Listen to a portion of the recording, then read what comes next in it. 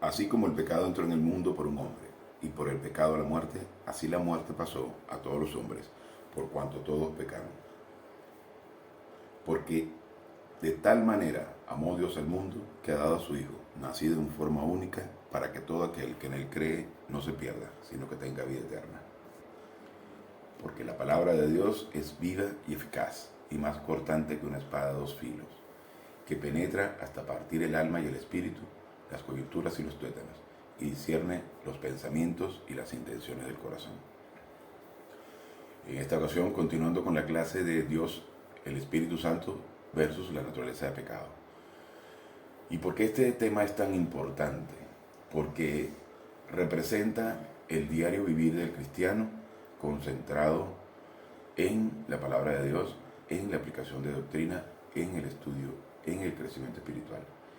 Porque esto será lo que demostrará a nosotros y también podría ser testimonio para la condenación de Satanás. Porque cuando en las iglesias se dicen que somos testimonios, no está siendo completamente claro. ¿Testimonio para qué? Para los individuos, para los otros miembros de la iglesia, para la gente. No, es para Dios en la condenación a Satanás.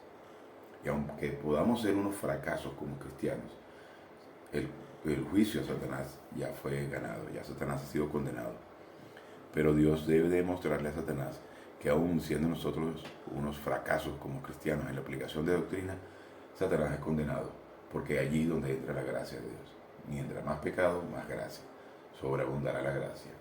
Y se está refiriendo a que aún cuando seamos unos fracasados, espiritualmente hablando, eh, la generosidad, la misericordia, la bendición de Dios es superior a eso, la gracia de Dios, el regalo divino es más grande que todo eso. Pero si somos exitosos en la aplicación de doctrina, también somos testigos para una legión de ángeles en el tercer cielo que nos observan, para Dios y para la condenación de Satanás. Es decir, podemos ser testigos de la defensa o testigos de la fiscalía. Entonces, para eso tenemos que estar concentrados en la aplicación de doctrina constantemente, en la llenura del Espíritu Santo. Y es por eso que es importante que apliquemos 1 Juan 1:9 cuando detectamos ante nosotros una oportunidad para pecar. Entonces, unos breves instantes para que iniciemos la clase de hoy. Gracias a Dios Padre por este maravilloso privilegio que nos das de poder estudiar tu increíble y perfecto plan. Te pedimos que vengas a hacer claras todas estas palabras a fin de que podamos metabolizarlas y aplicarlas en nuestro diario vivir para la honra y la gloria de nuestro Señor Jesucristo. Bien, continuando con el tema de esta clase, es la manifestación de la nueva ley, dice el texto. La nueva ley del espíritu de vida o espiritualidad es manifestada en el creyente cuando el Espíritu Santo controla su alma a través de la llenura del Espíritu Santo, a través del Espíritu. En el caso de un creyente nuevo o inmaduro, la llenura del Espíritu es esporádica. Como él es ignorante del rebote y sin doctrina bíblica para reemplazar el punto de vista humano como un punto de vista divino, él continúa en su antigua forma de pensar. Por eso es importante que en nuestros 7 compartimientos, en nuestro almacén de doctrina, estemos constantemente llenándola con información espiritual.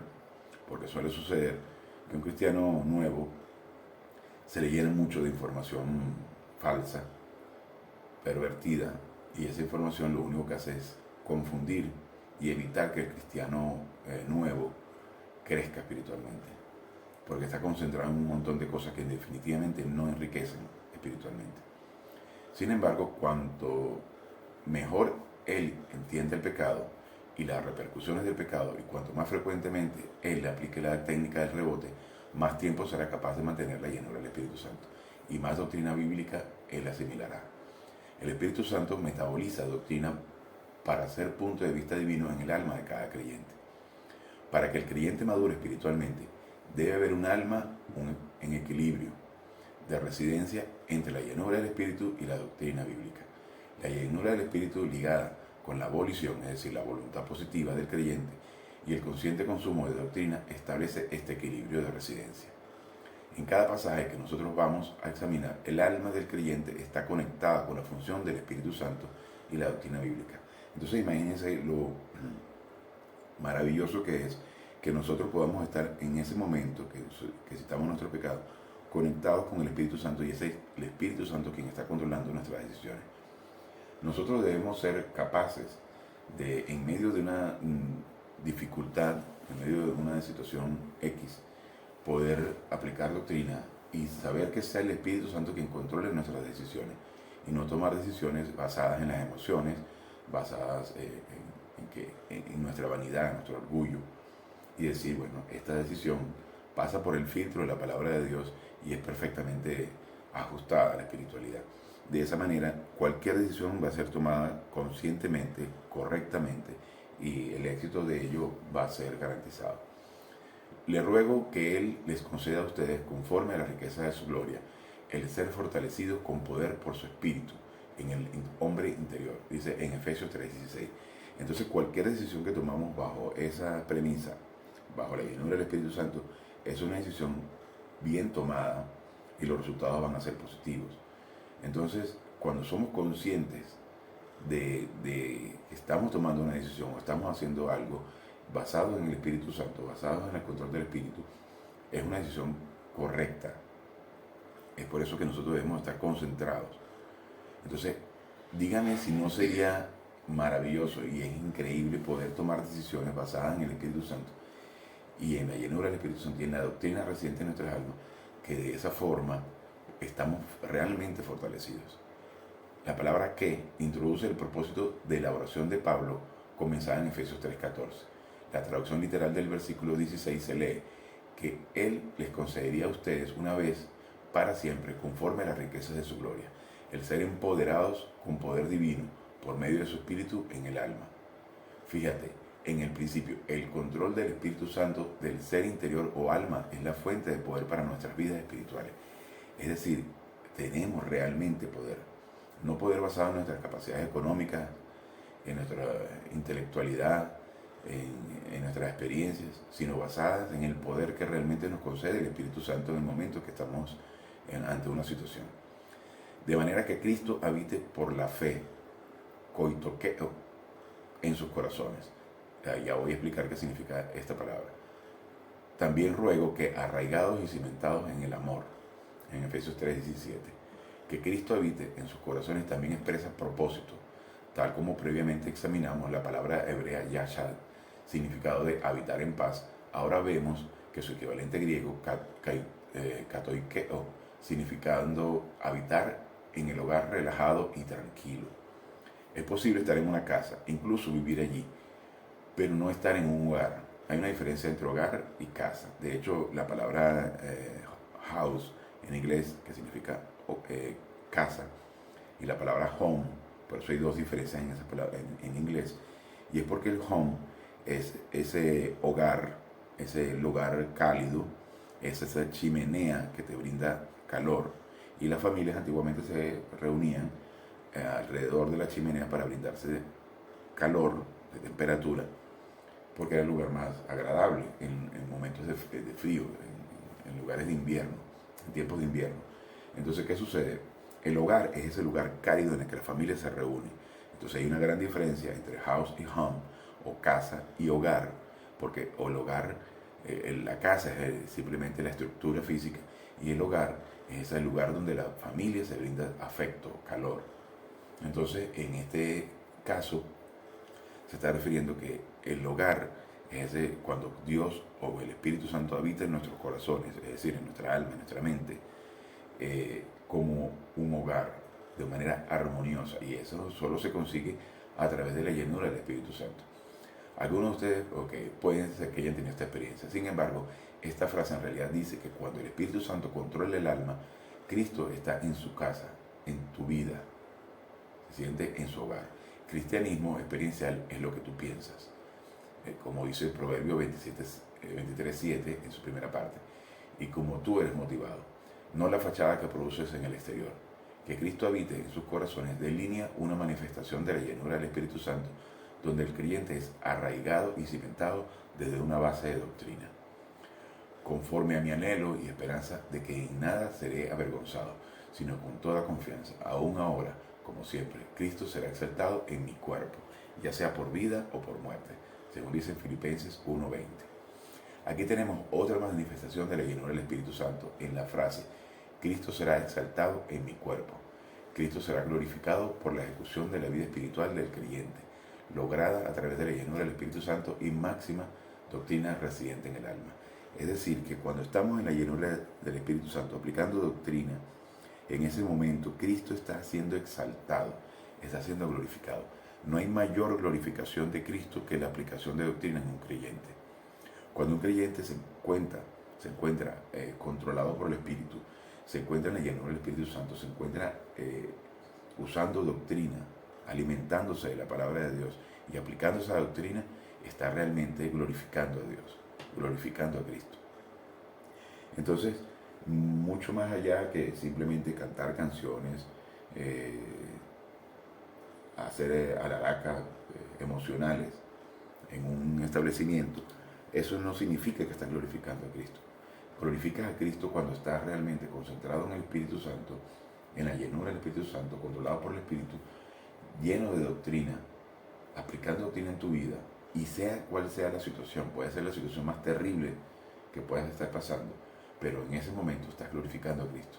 Cristo estuvo en la llenura del Espíritu Santo toda su vida, y estuvo durante esas 3 horas recibiendo todo el pecado del mundo, aplicando doctrina, confiando en el plan perfecto de Dios Padre, estando concentrado en Él y que era parte del plan. Y eso es realmente lo que hacemos cuando nosotros estamos en medio de una crisis aplicando doctrina. Estamos glorificando a Cristo. Es mucho más allá que simplemente conseguir la calma y la tranquilidad del momento. Es glorificar a Cristo en medio de una crisis. Hijos míos, por quienes de nuevo sufro dolores de parto hasta que Cristo sea formado en ustedes, según dice Gálatas 4:19. Pablo usa el saludo, hijos míos, no como un término de afecto, sino como un regaño a los Gálatas. Cuando los adultos comienzan a reñir, se les dice que dejen de comportarse como niños o dejen de ser infantiles. Los Gálatas habían estado comportándose de una manera infantil por chismear y difamar. Ellos habían fallado en rebotar, o sea, en decir en 1 Juan 1:9. Se habían vuelto sonsos en cuanto a la doctrina falsa y permanecían como bebés espirituales. Por quienes de nuevo sufro dolores de parto, podría ser traducida, estoy sufriéndolos con paciencia. Pablo continúa reprimiéndolos y enseñándoles doctrina en expectación de su recuperación de la llenura del Espíritu Santo y avance a la madurez. La frase, hasta que Cristo sea formado en ustedes, es otra manifestación de la nueva ley por medio del cual Cristo es glorificado por el creyente en la era de la iglesia, alcanzando la madurez espiritual. Entonces, es una constante concentración con la doctrina bíblica, aunque sea poquita, pero estar en una constante concentración con la doctrina bíblica, estando en la llenura del Espíritu Santo, es decir, aplicando la técnica del rebote, citando sus pecados. Y recordemos que pecado es actuar independientemente de Dios. Cuando nos preocupamos, por ejemplo, estamos actuando independientemente de Dios, estamos pecando. Pecado es mucho más que simplemente que violar, que robar, que mentir. Pecado es mucho más que eso. Porque, por ejemplo, cuando nos preocupamos, estamos diciéndole a Dios que Él no puede resolver nuestros problemas si no tenemos que resolverlos nosotros. Y la mayor solución que podemos aplicar ante cualquier circunstancia es justamente descansar en las provisiones divinas, descansar en su plan, y que todo lo que estamos pasando es una oportunidad para aplicar doctrina, es una oportunidad para creer más en Él, para confiar más en Él, para aplicar lo que hemos aprendido. Y ahí en ese momento estamos glorificando a Cristo. Y continúa aquí, el Espíritu Santo me glorificará, porque tomará de lo mío, o sea, la persona y la obra de Jesucristo, y se lo hará saber a ustedes, según dice en Juan 16:14. Pero él decía esto del Espíritu, que los que habían creído en él habían de recibir, porque el Espíritu no había sido dado todavía, pues Jesús aún no había sido glorificado.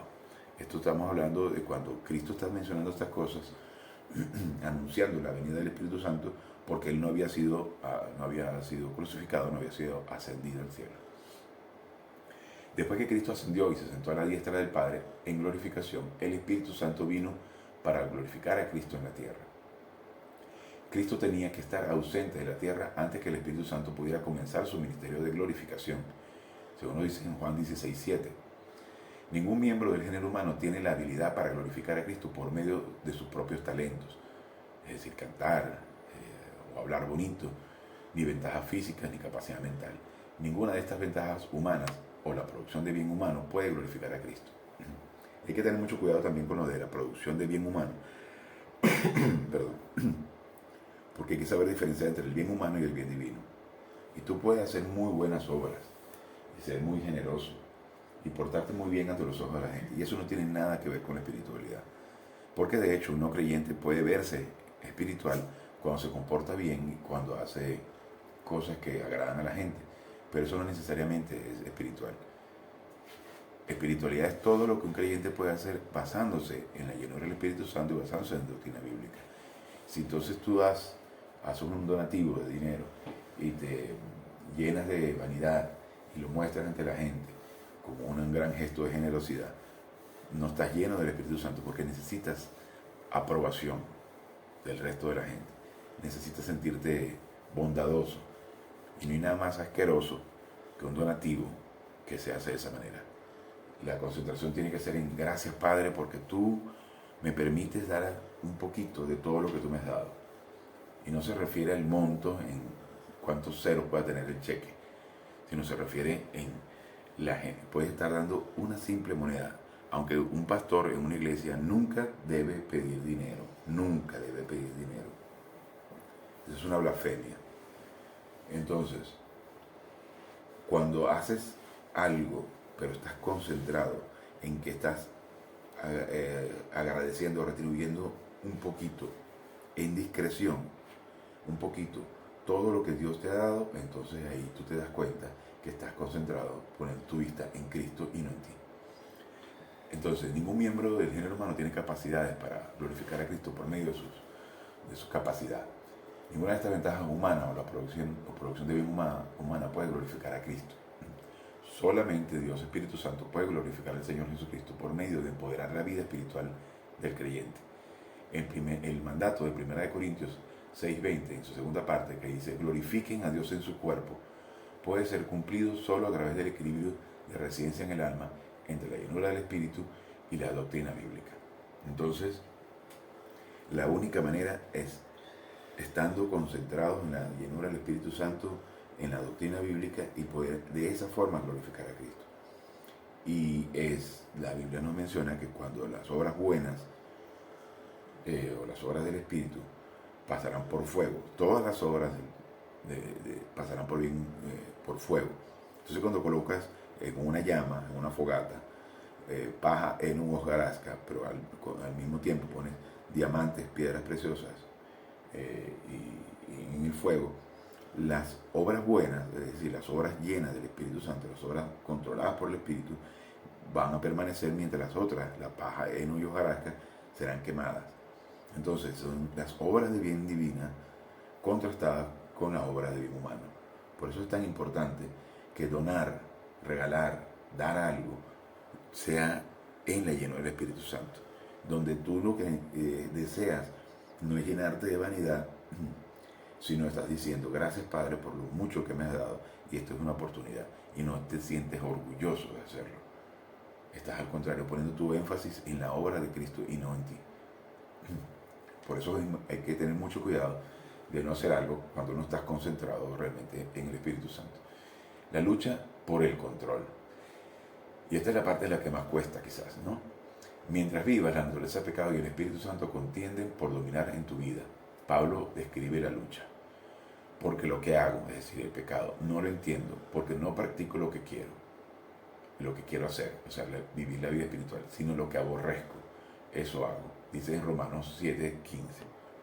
Entonces, es importante que nos demos cuenta que muchas veces estamos ante una situación y en lugar de descansar, o en lugar de no pecar, nuestra naturaleza de pecado, ese monstruo que habita en nosotros y que seguirá con nosotros hasta que dejemos este cuerpo, está luchando por controlarnos.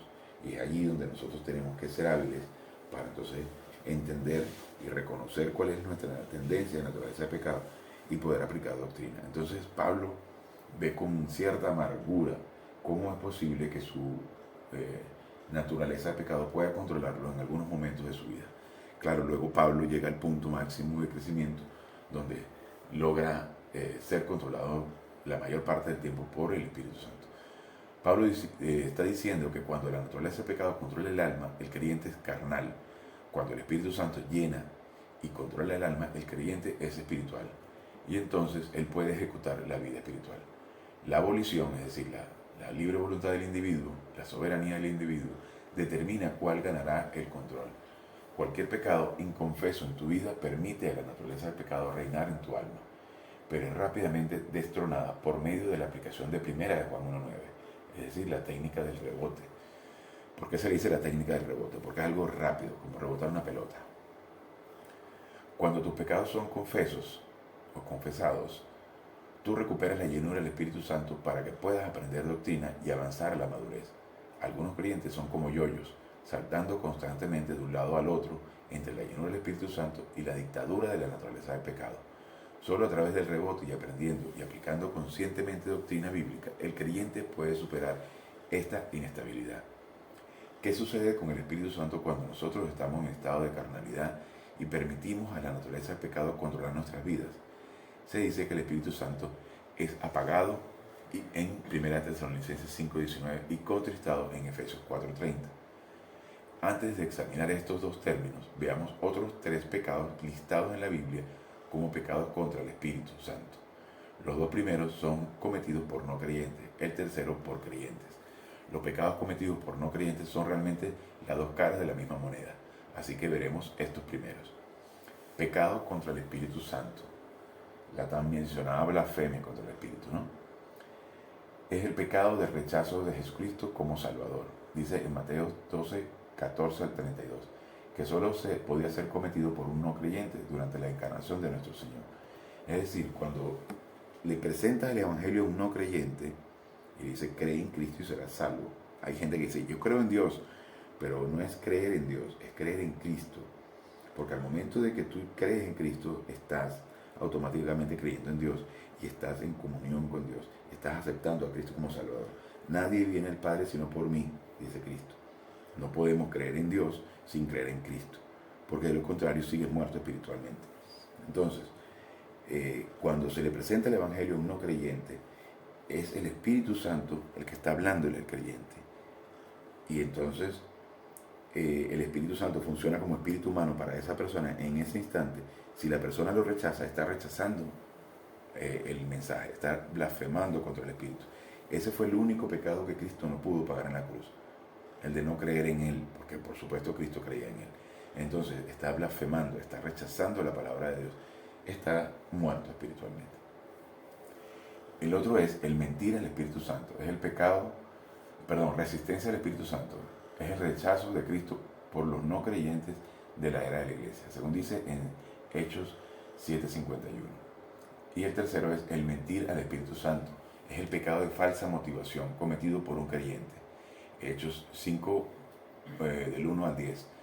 Una buena obra realizada con la motivación incorrecta es incorrecta. El dar dinero a la iglesia es generalmente considerado ser bueno, según como dice 2 Corintios 9:7. Sin embargo, si tú das como resultado la presión, por presión de lujuria, o presión, porque muchas veces en los templos, bien sea de cualquier tendencia, te presionan para que des, bien sea que desde el púlpito te lo dicen, o bien sea de que otros miembros de la iglesia te miran cuando no metes dinero en la cestita, o no metes dinero en el sobre, o ven cuánto metiste. Entonces eso es una especie de presión social, satánica totalmente, por supuesto, para que tú metas dinero, cuando realmente la motivación del cristiano tiene que ser agradecer a Dios por todo lo que ha recibido, y donde bajo ningún concepto debe ser una forma de enriquecer a una iglesia, a un comunicador.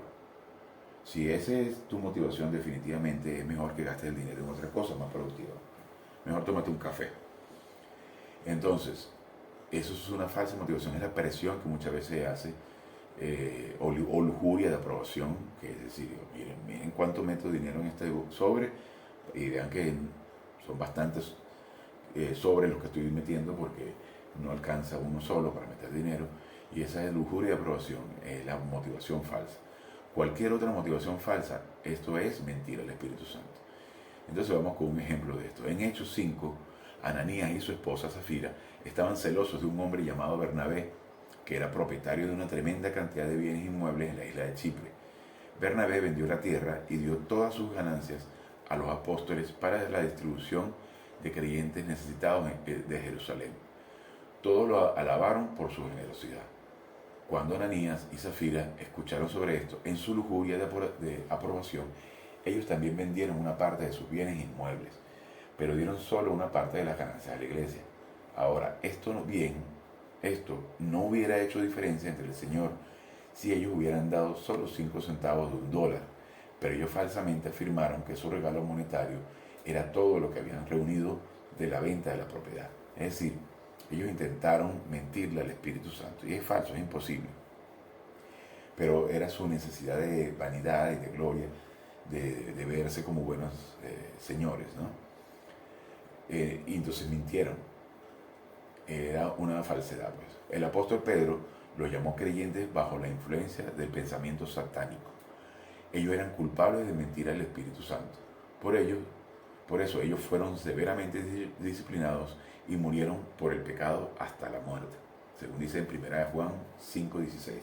Ahora tengo que aclarar que el pecado de muerte, en realidad sería más preciso decirlo como pecado hasta la muerte.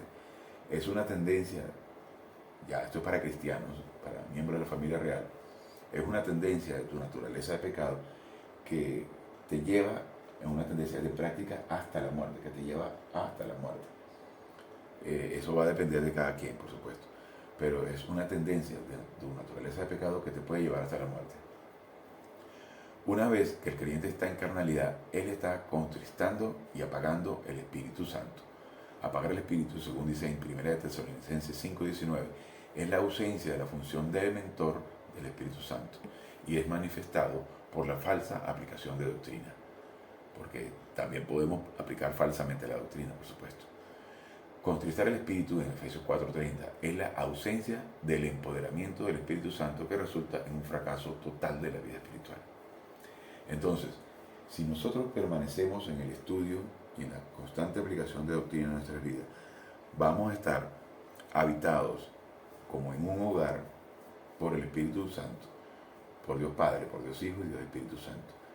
Una relación armoniosa y estamos tomando decisiones en una posición de fuerza, con poder. Por eso es tan importante saber mantener a raya las emociones, para que no sean las emociones quienes controlen nuestra vida, para que no sean las emociones quienes tomen las decisiones,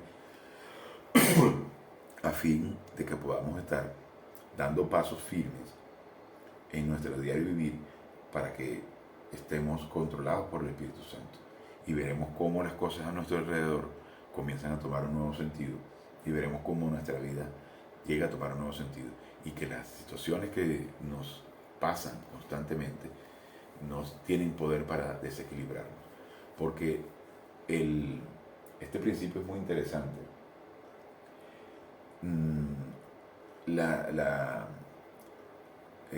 adversidades son inevitables, el estrés es opcional. Es decir, mientras estemos en este cuerpo, en esta tierra, se nos presentarán cientos de miles de adversidades, o cuidado si no millones, una más grande que otra, pero nuestra capacidad, nuestro poder, estando en la lleno del Espíritu Santo, estando llenos del Espíritu Santo, alimentándonos de doctrina, nos da el poder de tomar decisiones correctas, de estar en medio de las situaciones sin estrés.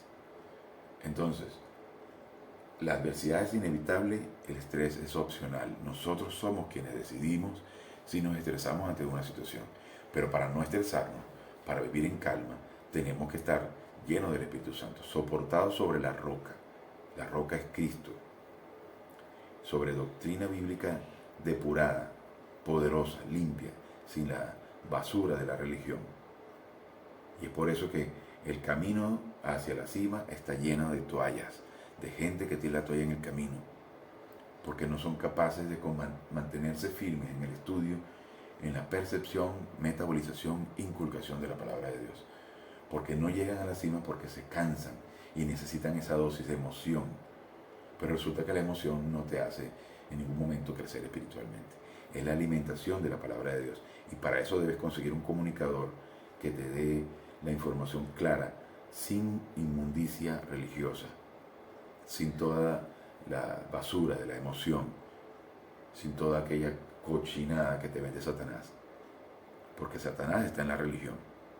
Entonces, es importante que podamos identificar quién es nuestro comunicador y pegarnos allí a esa información a fin de que podamos poner nuestra vista en el crecimiento espiritual y al llegar al punto de estar máxima concentración con la persona de Jesucristo y amarás al Señor tu Dios por sobre todas las cosas. Y de eso se trata esta glorificación de nuestro Señor. Y con esto terminamos la clase de hoy. Gracias Dios Padre por este maravilloso privilegio que nos das de poder estudiar y aplicar en nuestras vidas tu increíble plan. Te pedimos que vengas a hacer claro todo este mensaje a fin de que podamos metabolizarlo y aplicarlo para la gloria y honra de nuestro Señor Jesucristo. Amén.